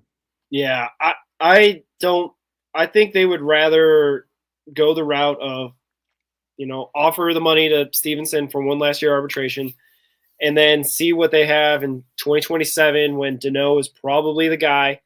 Stevenson is, injury prone and not necessarily a guy that's going to play 150 games. Like, what did he play this year? But Trevino, I don't think you want a guy who's like, what is Trevino, 33-year season, going to be the guy that's going to catch 130 games. Trevino played 93 games, and Stevenson, where is he? He played 88. You want that kind of reversed. You want Stevenson to be the guy playing most of the games. 100 games, I would say, is a good goal for Stevenson next year. But because he's so injury prone, it's hard to get. I don't know if you're going to get much value for that, is what I'm trying to say. I think you just wait until it's Dano's time, and then Trevino's there to mentor him in 2027. And then he's the opening day catcher. Like, I'm not even joking. I think he'll be the opening day catcher of 2027. If I have to say right now. Although there be a season in 2027. It'll be a shortened season. The Reds win the World Series. I told you this. 80 games. It's written. 60-20, and they wire to wire champions like 1990. But yeah, that's my thoughts on Stevenson. They like him, but they don't love him. Yeah. That's basically it. With Benson, I feel like he's the one they don't like and they don't love. And that's why I think he'll be trade bait. And it'll be lower end prospects. It'll be the Ryan Villani type deal that we got for Diaz. You know what I mean? Something like that would be, I think, in the cards, because I don't think it's a Tito not liking the way he goes about his business. It's a Tito that has a long history with him, that isn't a great history with him. And it's, I think, Spencer Steer playing the outfield more in 2026 and Sal Stu starting at first. And if Sal Stu's injured, then I guess you have, Steer there to play first. Or I guess if you want Stevenson potentially to play first a little bit more.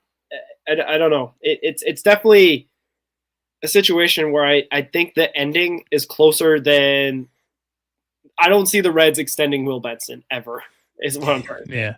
It's a situation where they're going to let him either play out the 6 years of control, or they're going to cut him loose because maybe a new team will help him really fulfill the potential that he has. Because we talk about it a lot on this show. Talked about it with the Guardians guy, Justin Latta. Like Benson has the goods. He just never had the chance to show it, and he's never had the consistency to show it. I agree. The same story on Sam Mole, though. They don't seem to like Sam Mole at all. Well, he had a really, really bad beginning of the season. He just looked not himself. And I think that's just a product of like his body type. Kind of like Tim Lincecum back in the day. Back when he was pitching, he was like, 5'7", 5'8", 5'9", and, was throwing in the mid to high 90s. And then just eventually your body just can't do that anymore. Faster than a man that's like 6'2", 6'3", I guess. But like Sam Moll's kind of smaller. He's like 5'11", 5'10", I think. And he throws hard. And when you lose the velocity, you kind of lose everything else. And when you're not locating your pitches, I think he had, I remember the stat, but I don't think he had a wild pitch his entire career. Really? Or he didn't have more than like one in an inning. Huh. And he had like 3 in an inning in like back-to-back games. I feel like, I remember that a little bit, yeah. That's crazy. Yeah, I could see them non-tendering him and not giving any offer to him because Tito is this stubborn, old-school guy, and you don't come into camp in shape, and you have to work through that or whatever the situation was in spring training, where he didn't end up making the roster for opening day, ended up starting in AAA, and then just toiling away in AAA for a majority of the year. I don't know, or maybe he's just a guy they just keep in AAA. And he's always there potentially to call him up 1 or 2 times a year. Maybe that's his role. 2026. Yeah. Speaking of 2026, who's the one guy out of any free agent, regardless of money, you want? Well, my guy I feel is real realistic. We talked about this before, some episodes and whatnot. I want Gino back. I think Gino is a full-time DH and a guy that can hit and a guy that obviously may have the heartstrings pulled enough to get a hometown discount and is, 36 going on 37? 34. 34 going on 35. Oh, so he's still young. You can see Gino Suarez as a Cincinnati Red in 2026 as the starting DH opening day. I honestly believe that's a possibility. I don't know what the Diamondbacks or no, he's got traded from the Diamondbacks. I don't know what the Mariners have in his, do they see a future with him? Maybe. I think they would have had some talks with it, but they're in the playoffs right now, so I guess maybe you won't hear that until maybe their season's done. I think coming back to Cincinnati, where he started it all, unfortunately had that bad stretch where they felt they had to trade him. I think maybe some, hurt feelings can be mended and he can come back on a hometown discount, maybe 14, 15 million a year for maybe 2 years, 3 years. I mean, that's Jeimer Candelario. And there's no way there's no way you can tell me, Ricky, that he's going to be worse than Jeimer Candelario. No way. I don't think he can be. Not possible, unless he's hurt the whole experience. And that's a possibility, but it can't be any worse than Jeimer's first 2 years that they just cut ties with. So maybe that's too cheap. Maybe he's looking for more money than that. Potentially like a Yankees will have the money ready for him because, gosh, he could hit 60 home runs. Short porch out there. Yeah, so I'm going to give a couple. Okay. And I think we could probably talk about each one if you want. The number one player that I want in free agency is Cody Bellinger. Oh, that was close. Lefty power. Cody Bellinger absolutely destroys baseballs in Great American Ballpark. The last time I checked, I don't have an updated number. He was hitting well over 300. I want to say Great American Ballpark is his 4th best stadium, and it's the best that he's played in outside of his divisional opponents. So when he was on the Dodgers, like his best stadiums were obviously the Dodgers, and then I want to say Arizona and San Francisco, and then right behind that was Cincinnati. Yeah. And then when he played for the Cubs, Great American Ballpark was the number one ballpark he hit in, other than when they played in LA or in San Francisco. And then now in New York, he's having a pretty decent year. He has an opt-out. He has a player option. Depending on what the Yankees do, I could see him opting out and testing. He's just 30. If you look at it, he's the same age as TJ Friedl. I think he's actually a year younger than TJ Friedl. Huh. I don't know. What do you think about Cody Bellinger? I like it. It's probably not realistic, but yeah, I like it because of the lefty power, which we haven't had that since what? Ken Griffey? Jay Bruce. Jay Bruce. Sorry, Jay. So we haven't had like lefty power since Jay Bruce, like 15, 12, 10 years ago. I like it because of Great American Ballpark. He hits there great. I think just the money doesn't necessarily work. He probably does opt out with the Yankees, but just like how Pete Alonso did that with the Mets and then end up going back to the Mets, I could see that very well happening with Cody Bellinger in the Yankees. He tests the market. I don't know. Maybe he could go back to the Dodgers.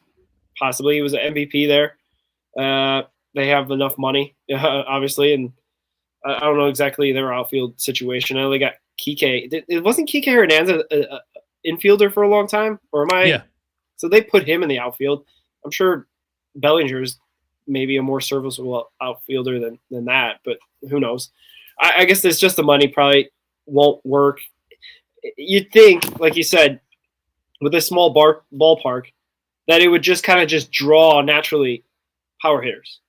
Just to have like a little, I don't know, like how they do like an NFL, like you go to the practice facility, you shake hands with the organization, and maybe you sign, maybe you don't. Like, do they do that with baseball? Like, I feel like bring Bellinger into the ballpark, have him see how far. Let him take batting practice for a couple hours. Have him walk around, see where the vending machines are and all that. You know what I mean? Or whatever. I guess I don't know if they do that in baseball. It probably is all through the agents, so the agents probably are the ones doing most of that. But yeah, it'd be nice. I don't know. I think he's going to be a Yankee again. Yeah. Well, like the rumors are, he's got a $25 million player option, and I think what they're saying is he wants more of a long-term deal. So maybe. I just doubt it. But the other two, I'll kind of tie them together. One of them, highly unrealistic, but he was rumored to be a dark horse candidate this past offseason. It's Pete Alonso. Him at first base in Cincinnati would be absolutely amazing because he's actually a really good defender, too, at first base. Just the amount of home runs he would hit in Great American Ballpark would be insane. Yeah. And then the final, and I'm excluding Suarez just because you said him, is Kyle Schwarber, just coming home and just getting off that mammoth season this year. Man, he could make a run for the team record in home runs in his first year. Yeah, easily, because that's all he does is hit bombs. Man, that'd be so awesome. Although, shout out to William. He puts out a big one here, Brent Rooker. But Brent Rooker got his contract extended by the A's last year or 2 years ago. I'll tell you why that could be more realistic than we think. They'd have to trade for him, though, right? Like, he's not. So the A's, with their relocation deal, which we don't know what's going to happen with that. Nothing's official yet. They broke ground, but I mean, that's just a ceremony. So for them to get collective bargaining money and to get revenue sharing money, they had to spend X amount of dollars last offseason. So they signed 2 players to a massive contract. They signed Severino to the largest contract in team history, and they extended Brent Rooker. Well, Lawrence they Butler only also extended, or was that 2 years he ago? was, but he was all. It wasn't like a crazy deal.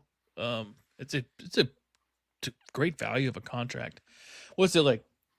$46 million over like 7 years or That something. was like 55. Yeah, it's something not much. Yeah. Severino's deal was like 74 over like 2 years or 3 years. Well, I'm looking at Rooker's is 5 years, 60.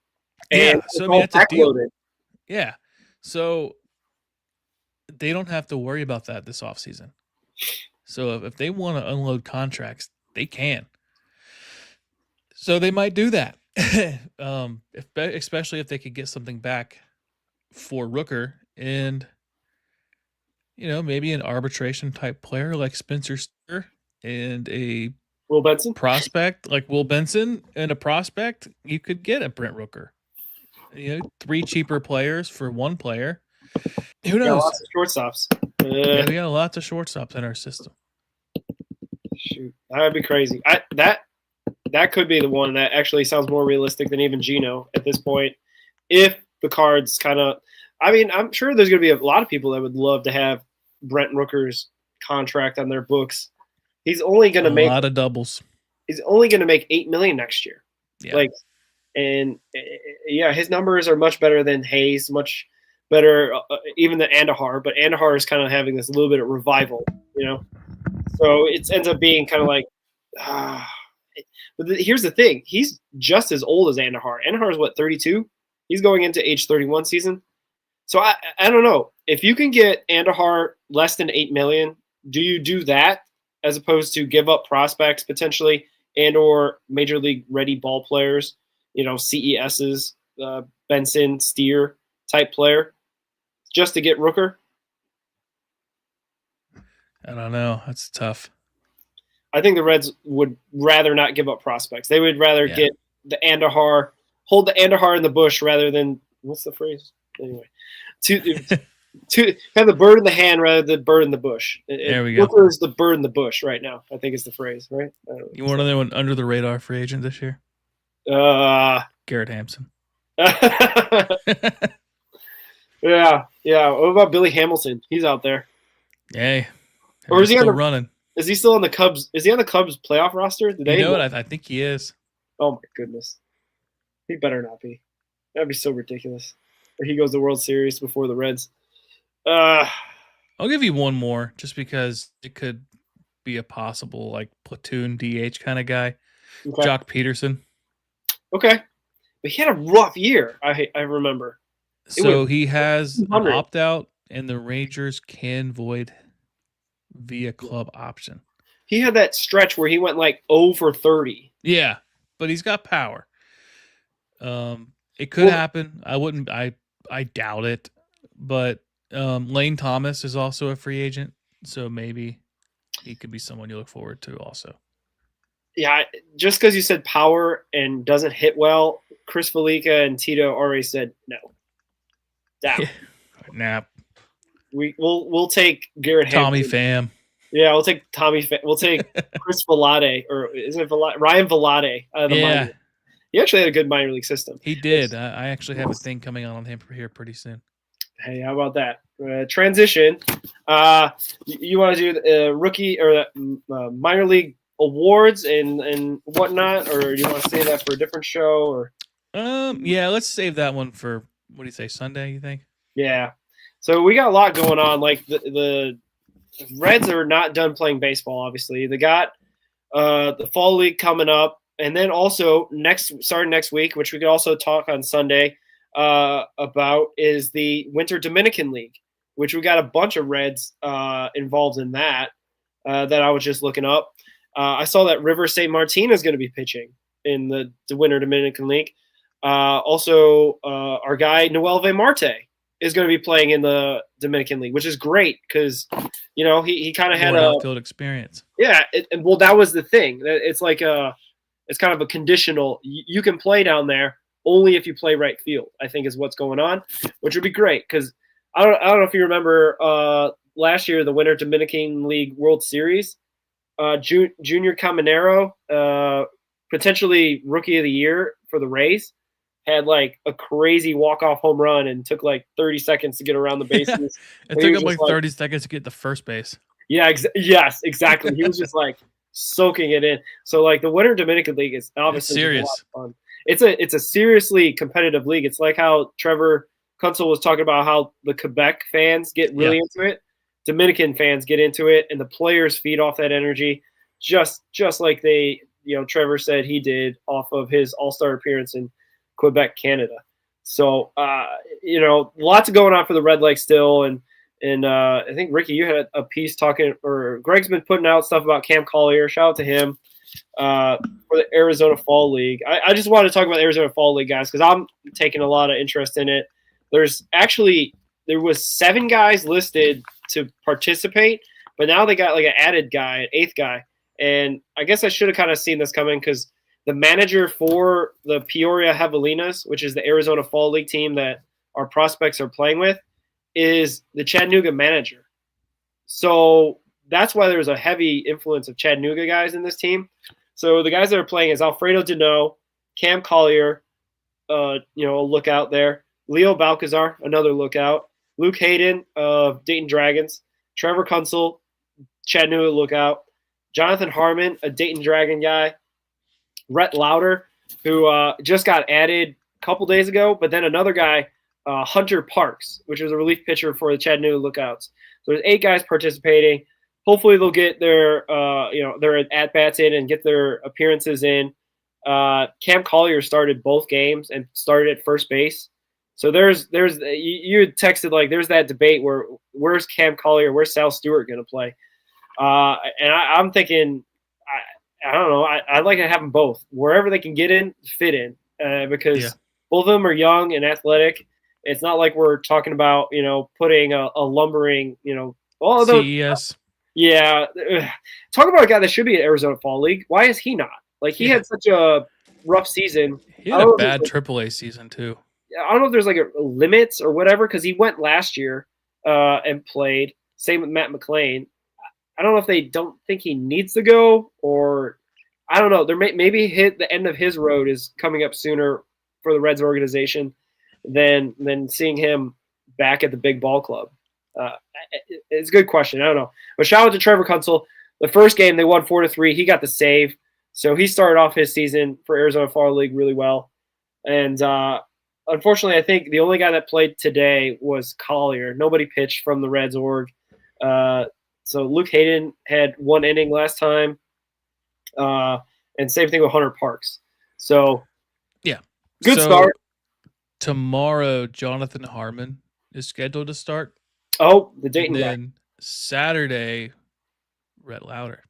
Okay. Well, there you go. I was just about to say they haven't pitched Harmon or Lauder, but those guys are both starters. And Harmon's story is kind of interesting, and maybe we try to get him on the show. 13th round pick who spent like last year recovering from Tommy John and didn't pitch that much at the start of this year. Got called into the ACL Reg in July and then assigned to Dayton in August and only pitched like 5 games in Dayton and a 1.59 ERA. So, like, shout out to him in 22 innings, like, getting the most out of it. It makes sense why he would play in the Arizona Fall League because he had such a shortened season. Yeah. But, like, a 13th round pick, I think he's a little bit older on the older side. I want to say he's like 26, 27 maybe. But maybe we'll reach out. We'll see if we can get him on the show. Yeah, for sure. Again, like, Trevor had a pretty interesting story to get to where he's at. And yeah. I don't – all right, okay, we're going to go the bold take route. Okay, I think Trevor possibly plays for Louisville Bats this year. I don't know if he starts the year or he gets called up mid-season, but I could see him being a guy that's pushing Luis May and Maxwell for that closer spot. Pagan, even hotter take. What was that? I think he starts the year in AAA, okay, and then makes his way into the Reds at some point towards the end of the year. Yeah, I think they slot May and Maxwell ahead of him. That's why I say he's gonna push him.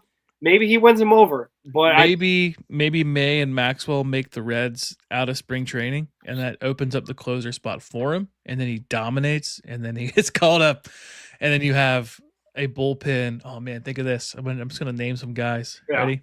Connor Phillips. Yeah. Luis May. Yeah. Zach Maxwell, Yeah. Tony Santion, Yeah, Tony. Trevor Kunsel, No Ashcraft? and Ashcraft. No Sam Mole? No, Sam Mold, non-tendered. Although I would welcome him back. Yeah, I said we need a lefty. We have no lefties, especially if we don't. Well, I guess Suter will probably get picked up on Suter this. be back. Lodolo Yeah. will be in the bullpen. You know what? Now that we're struggling to find lefties, the Lodolo to the bullpen take doesn't sound that crazy. It sounds more likely than not. Yeah, let me be clear. Like, I want him to be a starter. I do. Because he's got the potential to be Lodolo has the potential to win a Cy Young. Yeah. I think if he puts together a full season, he's got number one starter stuff. It's just the blisters get him every time. Yeah. Also of note for the Arizona Fall League, Dano has not had a plate appearance, so hopefully he starts the game tomorrow.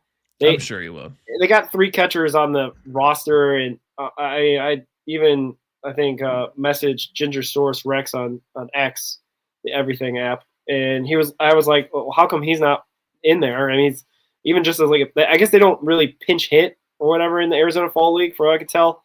They're trying to get guys experience, so they're just rotating. So if he doesn't start tomorrow, I guess it's going to be really a lot of red flags of maybe there's something going on or whatnot. But I would have thought, by now, I guess him also being one of the youngest guys there in Arizona. I was about ready to say that too. He's one of the youngest guys on the team. Oh, I mean, just wait till he gets out there, dude. I mean, I might have to watch because it's a 1:30 game. I don't have to put it on the stream. And you can watch all the streams at MLB.com. It's not the greatest stream, but you know what I mean? Like, you can just see your guys out there. Hopefully, Dano will be up there. Hopefully, Balcazar get another start as well. He played second base in the opening game, but didn't start the second game. So we'll see. It's Arizona Fall League, and then the Dominican League, and then we're going to be going into free agency in December with then the Reds Fest in January. So lots of things happening.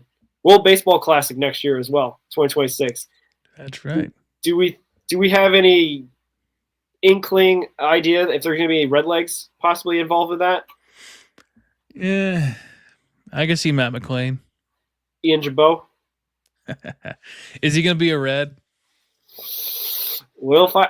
You know what? His arbitration's like 1.2, 1.5 million. That's like, If he comes back, does he close opening day? Oh, God. You know who's going to be opening day closer? Buck Farmer. Hey, you know what? I got something coming on him too. Yes. Because this is fresh in my mind because I just wrote it today. Yeah. His ERA with the Atlanta Braves AAA team was 7.71. It gets released, goes to the Angels AAA team. His ERA was 9.0. Guys were hitting 333 against him on the Salt Lake City team. And with Gwinnett, they were hitting like 350. So everybody hit him. Like, it wasn't that he was walking guys. He was just getting crushed. Gets released, goes to the Reds, goes to the ACL, gives up runs. His ERA was like 4, I think, with the ACL Reds. Yeah. But he had a whip of like 1.17, which is what you really want to look at when you look at a reliever. Like, ERA is kind of like insignificant because one bad game can kind of just ruin your season stat. Well, on the other way of inherited runners, Taylor Roger had like a 2.5 ERA. Yeah. So like one of his our ERA looks relievers. great. Yeah. So you look at that, and then he gets called up to Louisville, and his whip was like 1.19.